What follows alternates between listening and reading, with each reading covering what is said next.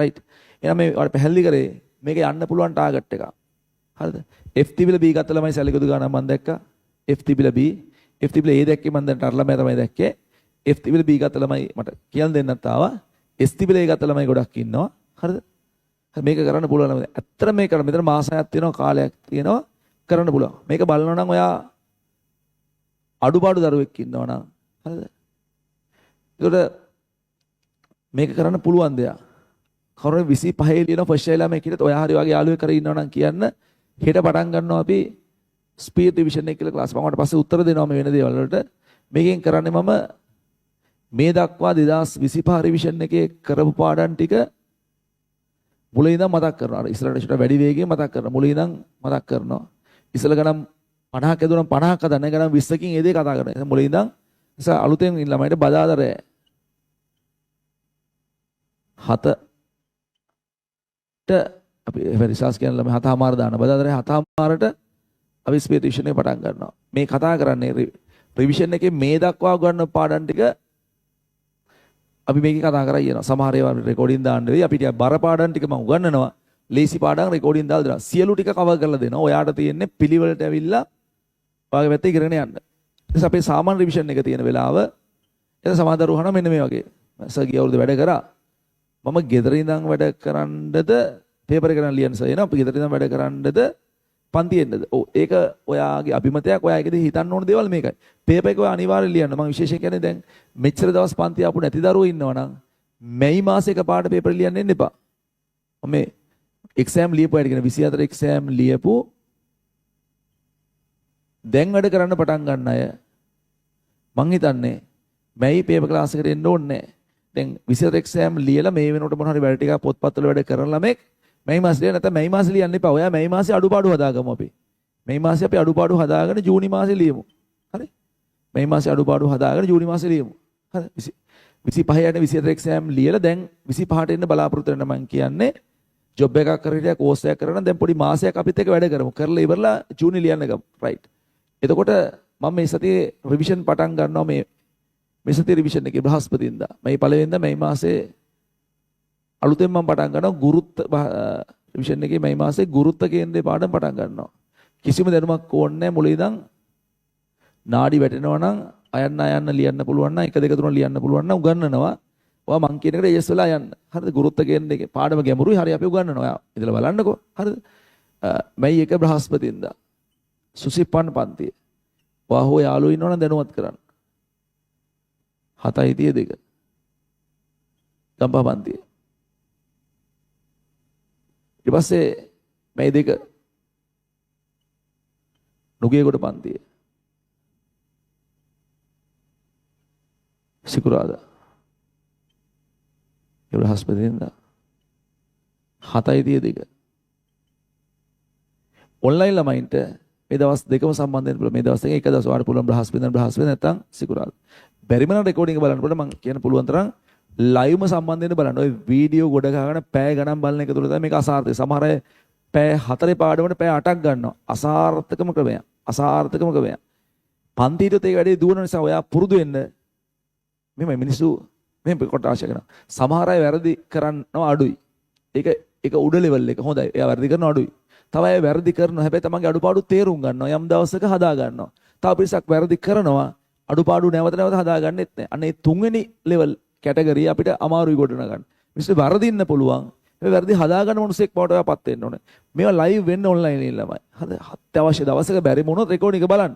නිසා අලුතෙන් පටන් ගන්නෙ අනිවාර්යෙන් මේක ලයිව් වෙන්න. ඒතර අලුතෙන් එන්න බලාපොරොත්තු වෙන හැම දරුවෙක්ම අපි ශ්‍රේණි පාඩම දැන්ට කරලා තියෙන චූටි ප්‍රමාණයක් ශ්‍රේණි පාඩම ඒක අපේ කෝල් සෙන්ටර් එකට මැසේජ් එකක් දාන්න 070යි 6යි 81යි 81යි 10 WhatsApp message ගොඩාක් දාන්න එපා. එකක් දාන්න එක්කෙනෙක්. තමන් එක message එකක් දාන්න. රිවිෂන් එකට අලුතෙන් join වෙන්න හදන්නේ. ශ්‍රේණි පාඩම එවන්න කියලා. පාඩම කියන්නේ පැය 4-5ක් කරලා ඉතින් අන්න ඒ ටික බලාගෙන එන්න. ඒතර ලේසි මං කොහොමද ගුරුත්ව කේන්ද්‍රේ පටන් ගන්න එක ගෙනියන්න පුළුවන්. ශ්‍රේණි පොඩ්ඩක් හරි බලලා එනවනේ හොඳයි. අද රෑ මේ මොහොතේ මැසේජ් එක ශ්‍රේණි පොඩ්ඩක් හරි බලලා එනවනේ හොඳයි. අද රෑ මේ මොහොතේ මැසේජ් එක දාලා තියන්න. රිවිෂන් එකට අලුතෙන් එන්න බලාපොරොත්තු වෙන ළමෙක් මෙන්න මේකට 70යි 6යි 81යි 10 ශ්‍රේණිය වන්න කියලා. එතකොට හෙට වෙද්දී වට එකේ ඔයා පුළුවන් ප්‍රමාණයක් බලාගෙන මේක ජොයින් වෙන්න. රයිට්. ඊටු දේවල් ටික මම කවර් කරන විදිහ ගැන ඒ වෙද්දී කියනනම් ඒව දැනට කියන්න යන්න ඕනේ. මම එක්සෑම් අය මේ කරලා මේක සඳහා කිව්වේ. පායතර 25 තියරි දරුවෙක් නම් මේ දක්වා වැඩ කරේ නැත්තම් වාට තියෙන්නේ ශ්‍රේණි වීඩියෝ කිල්ලන් බලන්න ඕනේ. ඊට අමතරව මේ විදිහටම අපේ මේ නම්බර එකට දාන WhatsApp message එකක් ශ්‍රේණි එක දවසක ශ්‍රේණි එක දවසක් කරලා තියෙන ශ්‍රේණි එකයි සාපේක්ෂ තොරණේ මම මේ සති සෙන්ස්ට්‍රාදී දෙක පටන් ගත්තේ. සාපේක්ෂ තොරණය එක දවසයි කරලා දෙන්න. ඩේ 1 පැය දෙකක් වගේ අන්න ඒ වීඩියෝස් ටික ඉල්ල ගන්න ඕනේ. කළා ඒ ටික බලා ගන්න. ඊටු දේවල් පන්තියේදී කියන්න. පැහැදිලිද? රයිට්. ඔන්න ටිකක් වෙලා කිව්වා මම ඒ දේවල්. දැන් ඔයාගේ ප්‍රශ්න තියෙනවා නම් අහන්න පුළුවන්. රයිට්.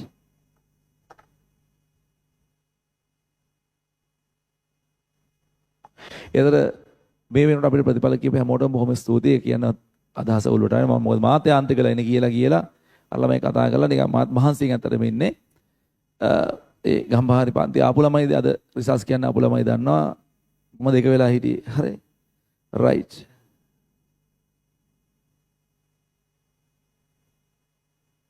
මැස්කල ICD කියලා හොඳ ඉසෙඩ් ආපුවා ඉන්නවද? ළමයින්ගෙන් දහන්නේ අපෙන් දහන්නේ.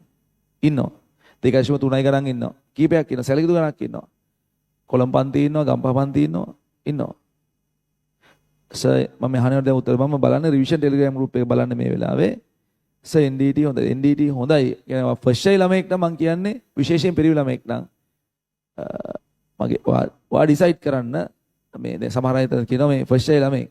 හරිද? කාලේ යනවා, වයස යනවා කියලා ආය පාරක් කරන්නේ. ඒක ඔයා ඩිසයිඩ් කරන්න. මම හිතනවා ඔයාගේ ජීවිත වෙන කාලේ අවුරුදු 75ක් 80ක් නම් ඔයා නම් 100ක් ජීවත් වෙයි දන්නෙත් නැහැ. ඔය 75ක් 80ක් නම් ජීවත් වෙන්නේ. ඒකේ මාස 6ක් අවුරුද්දක් අයින් කරාට කමක් නැහැ. ලොකු ගමනක් සඳහා ඔයාගේ සෙකන්ඩ් ෂයි එක තර්ඩ් ෂයි එක නම් ඔයා කැමති ඩිසයිඩ් කරන්න. ෆස්ට් ෂයි එක නම් විශේෂයෙන්ම පිරිවි ළමෙක් නම් ෆස්ට් ෂයි පිරිවි ළමෙක් නම් ෆිසිකල් සයන්ස් NDT යනට වඩා හොඳයි ඔයාට ඊළඟ පාර කරන එක. හැබැයි ඔයා කැම්පස් දාන්න. කැම්පස් දාලා තියන්න ඔයාට ඒ ලෙවල් කරගන්න සෙට් වෙන්නේ නැහැ කියලා තරකේ යන කැම්පස් දාන්න. මම දාන්න එපා. දාලා පටන් ගන්න මේ වැඩේ. දාලා පටන් ගන්න මේක සක්සස් කරන්න පුළුවන්. හරිද? දාලා පටන් ගන්න මේ වැඩේ. හරිද?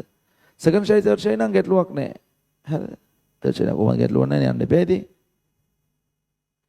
ඊළඟට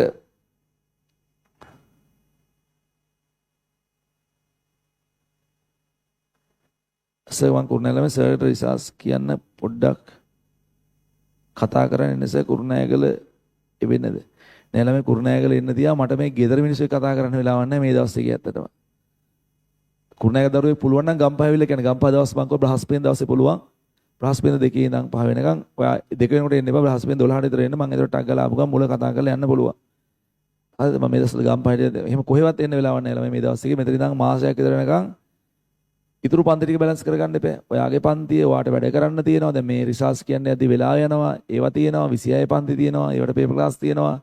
27 තියෙන නිසා එන්න වෙන්නේ නැහැ ළමයි මං. ආව පුළුවන් ළමෙක් ඇවිල්ලා කතා කරන්න. නැත්නම් Google form එක දාන්න අපි උත්තර දෙන්න. right. ඊළඟට කළුතර ඉසෙඩ්ඩගේ 1.673 කලමු CS කරත හැකිද මොනට IT හරිය. පුළුවන් කල්තර 1.6ට සාමාන්‍ය අහුවෙන මට දැන් මේ වෙලාවේ මතක නැහැ හරියටම මට අර ගම්පහ කොළඹ තරමටම මේ මතක නැහැ ඇත්තටම මේ අර කට් ඔෆ් එක ගැන අදහස මං හිතනවා පුළුවන් කියලා. ඉතින් කළුතර ඉන්න දරුවෙක් නම් මේ දවස්වල පොඩ්ඩක් ඇවිල්ලා කතා කරන්න. කළුතර ළමයට එන්න පුළුවන් නේ නුගේකට ඇවිල්ලා කතා කරන්න. ඒතර අපි බලලා කියන්නම් තත්ත්වය මොකද්ද කියලා. ගම්පහින් මැස් ICT යන්න පුළුවන් කෝසස් මොනවද? ගම්පහින් නෙවෙයි මැස් ICT කරලා යන්න පුළුවන් කෝසස් ඉංජිනේරින් අර ගොඩක් කියවට එතන යන්න පුළුවන් විශේෂයෙන්ම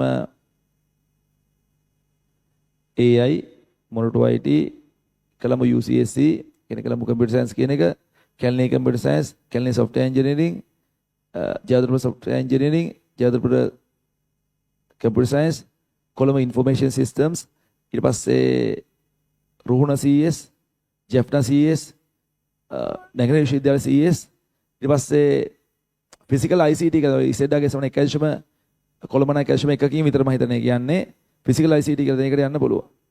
හරිද? කොළඹ CS ඉල්ලන 1.5 ගාන දිස නෑ. ඒක පුතේ අවුරුද්දේ දැසම 1.6 ගාන මගේ මතකේ ලාස්ට් ඉයර් 1.6 පැනලා ඇත්තේ. 1.5 වෙන්න බෑ. 1.6 වත් වෙන්න ඕන. ඒව පුතේ ඉසෙඩ්ඩාගේ ගොඩාක් අඩු වෙන්නේ නැහැ. ඔය ෆිසිකල් සයන්ස් ඉදම ඉසෙඩ්ඩාගේ ටිකක් අඩු වෙනවා. මොකද ඒවට ළමයි ගොඩක් ඉල්ලනවනේ. හරි ගොඩක් අඩු වෙන්නේ නැහැ. පොඩි ගණක් වෙනස් වෙන්න පුළුවන්. ඒවා ඒ ආසන්නයේ තමයි දුවන්නේ. 1.5 ගණනකින් නම් කලමු CS ඉසෙඩ්ඩාගේ තිබුණා මගේ මතකේ නැහැ. ජෙෆ්නා ඉන්ජිනියරින් යනවට වඩා TMLE යන එක හොඳද TM යන එක හොඳද? ඔව් ඒක දෙපැත්තක් තමයි. එකක් තමයි ජෙෆ්නා ඉන්ජිනියරින් ෆැකල්ටි එක ගැන ගත්තොත් මේ දුර පළාත් වල ළමයි කොහොමද ජෙෆ්නා හුවෙන්නේ? මම මේ ගම්පහ කොළඹ ගම්පහ එක්කෙනෙක්ද කියලා කියන්නකෝ මට දාන එක්කෙනා ඒගොල්ලෝ තමයි ඔක අහන්නේ. ඔව් ගම්පහ දිස්ත්‍රික්කේ සාමාන්‍යයෙන් රුහුණ මේ අවුරුද්දේ 210 විතර යයි රුහුණ ඉන්ජිනියරින් සමහර විට. එතකොට ජෙෆ්නා සමහරට යද්දි මේ දුර පළාත් වල ළමයි ජෙෆ්නාමයි යන්නේ. ජෙෆ්නා ඉන්ජිනියරින් ෆැකල්ටි හොඳයි.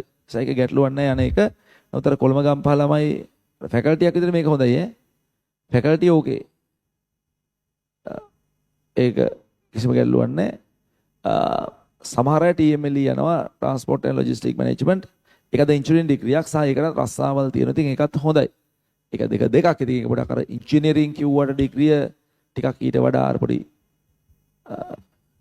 වාණිජකරණයක් පොඩි ඒ පැත්තකුත් එක තියෙන ඒවා. ඉතින් මේක ටෙක්නිකල් පැත්තට බාරයි ඉන්ජිනියරින් ජෙෆ්නා ඉන්ජිනියරින් එකත් හොඳයි. TMLE ත් හොඳයි. ඒක ඔයා කැමතිද ඩිසයිඩ් කරන්න. විශේෂයෙන්ම කොළඹ ගම්පහ ළමයින්ට අදාළව ඒ කෝස් තෝරන එක ගැන ඔයා හිමින් ගෙදරදී බලන්න එක Google කරලා බලන්න දන්න එකකින් අහලා බලන්න අහලවල්ලා ඔය රිසර්ච් අදපදි ඉවරනාට පස්සේ දවසක ඇවිල්ලා පොඩ්ඩක් ඇවිල්ලා කතා කරන්න. එතකොට මම කියන්න මොනවද ඒකේ තියෙන අවස්ථා කියලා. රයිට්. ඊළඟට ඇවිල්ලා කතා කරන්න පුළුවන් පුතේ. මම දැන් දුර පළාතක ළමයෙකුට වෙනුවෙන් මේ අවස්ථාව ගන්න එක මට හිතෙනවා හොඳයි කියලා. වැරදියට හිතන්න එපා.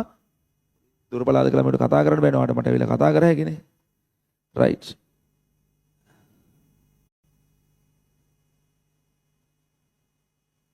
රිවිෂන් එකේ මාර්තු අන්තිම ටිකයි මොනවාද ඒප්‍රිල් ටිකයි මගහැරුණා. මගහැරුණා නම් ඒ පොඩි ටිකක් නම් අපේ කෝල් සෙන්ටර් එකේ ඉල්ල ගන්න. නැත්නම් ස්පීඩ් රිවිෂන් එකෙන් කරන්න. තේරුණාද? දැන් උදාහරණයකට ඔයාලට හිතනවා පොඩක් වෘත්තිචලිතේ හිටිය පාඩමෙන් 4න් 3ක්. තව චුට්ටක් මගහැරුණා. ආ වෘත්තිචලිතේ ඊටු ටික ඉල්ල ගන්න. ඉල්ලගෙන බලන්න. සරල රේඛාව හිටියා. පාඩමේ 70ක් විතර 30ක් මිස් වුණා. ඉල්ලගෙන බලන්න. සරල රේඛාවම බැරි වුණා. එහෙනම් ස්පීඩ් රිවිෂන් එකෙන් කරන්න. පැහැදිලිද? වෘත්තිචලිතයෙන් බැරි වුණා. ස්පීඩ් රිවිෂන් එකෙන් කරන්න. වෘත්තිචලිතයේ 50%යි නම් පුළුවන් නම් ඉල්ලගෙන බලන්න. පැහැදිලිනේ? පාඩම් පිටින් බැයි නම් මම එක කරන්න තියන්න. පාඩමේ 50%ක් 60ක් විතර අල්ලගෙන තියෙනවා නම් ඒ ටික ඉල්ලගෙන බලන්න. පැහැදිලිද? මචං වේගෙන් කියන් යනවා මේ නැත්නම් උත්තර ප්‍රශ්න බර ගන්නක් තියෙනවා. 200 ගණනක් තියෙනවා මෙතන. හරිද? ඊට පස්සේ මට ඉන්ජිනියරින් යන්න පුළුවන්. ඒ වුණාට මට ගොඩකට ස්ක්‍රීන් එකක් දිහා බලාගෙන ඉන්න කැමති නැහැ. ෆිසිකලි ඇක්ටිව් ජොබ් එකක් කරන්න කැමති. මට හොඳ ඔප්ෂන් එකක් මෙකනිකල්ද ඔයාගේ දිස්ත්‍රික්කේ කොහෙද කියලා කියන්න බලන්න. පුතේ මේවට අදාළ මම ආයෙ පස්සේ WhatsApp නම්බර එකක් දෙන්නම්. ඕගොල්ලන්ට ප්‍රශ්න දාන්න මට පොඩක් තව සතියක් විතර කල් දෙන්න. ඒ වගේ ඒවට අදාළව මම දුර පළාත් වල ළමයින්ටත් WhatsApp නම්බර එකක් දෙන්නම්. ඒකෙන් ඔයාලට ඒ වගේ වහන්න පුළුවන්. මම ඒවට උත්තර දෙන්නම්. හරි මම voice message හරි දාලා දෙන්නම්. මට ඔය අහන එකට මේ මොහොතේ ශනික උත්තරයක් දෙන්න බෑ. ඔකට ලොකු පළල්ව හිතන්න ඕනේ කාරණයක්. උත්තරයක් දෙන්න පුළුවන්. ඒක හිතන එකේ වට අසාධාරණයක් වෙන්නේ. හරි. සමහර දරුවෝ ඇතරම ඉන්නවා මෙන්න මේක අපිට කියන්න අමතකුණා. හොඳට විභාගය කරා. ඔයා බලාපොරොත්තු වෙනවා ඒක. ඇතරම වට ආවේ C එකක් නම් රීකරෙක්ෂන් දාන්නේ. රීකරෙක්ෂන් දැම්ම සමහර විට රිසර්ච් හැදෙන වෙනස් වෙනවා. අඩු වෙනස් වෙන ප්‍රමාණය ගොඩාක් අල්පයි. මට හම්බෙලා තියෙන රීකරෙක්ෂන් වලින් රිසර්ච් B කම්බයින්ඩ් මැත්ස් B ලේ ආපු ළමයි හම්බෙලා තියෙන ගොඩක් නැහැ. හරි පොඩි ප්‍රමාණයක් තමයි වෙනස් වෙන්නේ. මොකද ඔයාගේ පේපර් එකක් සාමාන්‍යයෙන් ගුරුවරු දෙන්නෙක් බලනවා. දැන් ඔයාගේ කෙමිස්ට්‍රි පේපර් එක ගත්තොත් එක සර් කෙනෙක් බලනවා. සම්පූර්ණයෙන් බලලා ලකුණු දානවා. මම දන්න විදිහට තව සර් කෙනෙක් බලනවා. ලකුණු දානවා. ලකුණු බලලා දාලා යා ටෝටල් මෙයාත් සම්පූර්ණයෙන් පේපර් එක බලනවා. ඊට පස්සේ ඒගොල්ලෝ ලකුණු කරනකොට O level ගණන් වගේ කරන සර් කෙනෙක්. මේකේ ලකුණු තව පාරක් එකතු කරනවා. එතකොට මේ ලකුණු විෂය දෙපාරක් බලනවා පේපර් එක. තුන්වෙනි ලකුණු එකතු කරනවා. එතකොට වර්ධීමේ සම්භාවිතාව ටිකක් අඩුයි. මිස් වෙන්න පුළුවන් මිනිසුනේ. ඒසා අර රීකරෙක්ෂන් වෙනස් වෙනවා සුළු ප්‍රමාණයක්. පොඩි ගාණක් නෑන්නේ. ඔයාලට හිනවට විශ්වාස ෆිසික්ස් MCQ 42ක් ගහලා තියෙනවා. ආවේ C එකක්. එහෙනම් අනිත් දෙක හොඳට ලිව්වා. එහෙනම් රීකරෙක්ෂන් දාන්න. මැත්ස් එක හොඳටම ලිව්වා එන්න ඕනේ එකක්. හැබැයි ඇවිල්ලා තියෙන C එකක්. රීකරෙක්ෂන් දාන්න. මොකක් හරි එක ලකුණු දෙකක් වෙනස් වුණොත් ඒකත් මාර ඇඩ්වාන්ටේජ් එකක් ඈ. ලකුණු දෙකක් වෙනස් වුණොත් ඒකේ දෙයක් තියෙනවා. අය පාරක් කරත් මේක අපිට ජයග්‍රහණය යන්නේ. රයිට්.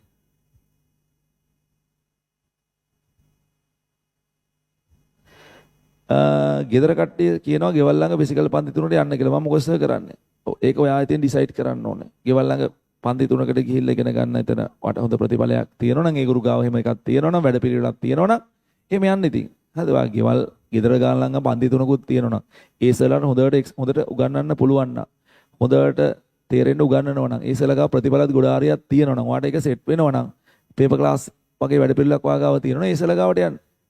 හරි. ඊට වඩා අපේ වැඩ පිළිවෙල හොඳයි කියලා හිතනවා අපි ගාවට එන්න. එහෙම ගැටලුවක් නැහැ. ඉතින් ගෙවල් ළඟ වීම පළියෙන් පන්ති තෝරගන්න එපා. මම කියන ප්‍රශ්නේ කතාව තේරෙනවනේ මගේ තරගේ.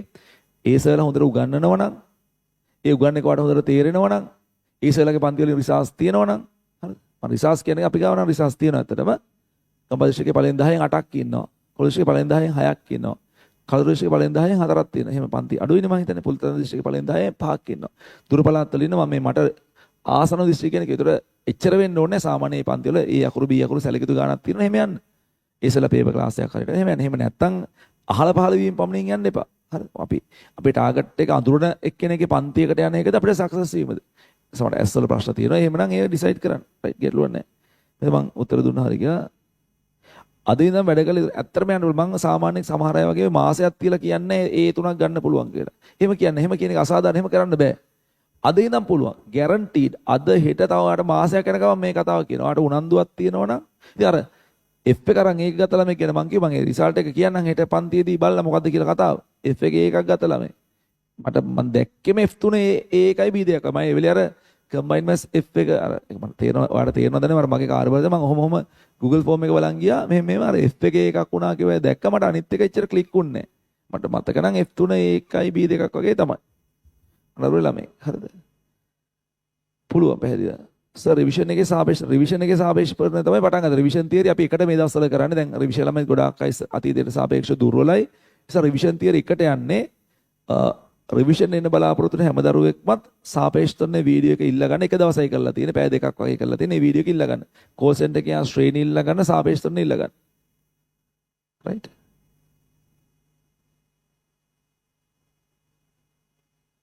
සම 25 වර්ෂයි කරන්නේ ඒකතල බලපත්ති පාඩම කෝල් සෙන්ටර් ඉල්ල ගන්න පුළුවන්. සමාදම් මෙතන යදී මෙතන අර කාලේ ගන්න දාපේ කියන රෙඩොක්ස් පටන් ගන්න එක වද්දි කියලා දාද මම යාව බෑන් කරලා දාන්න.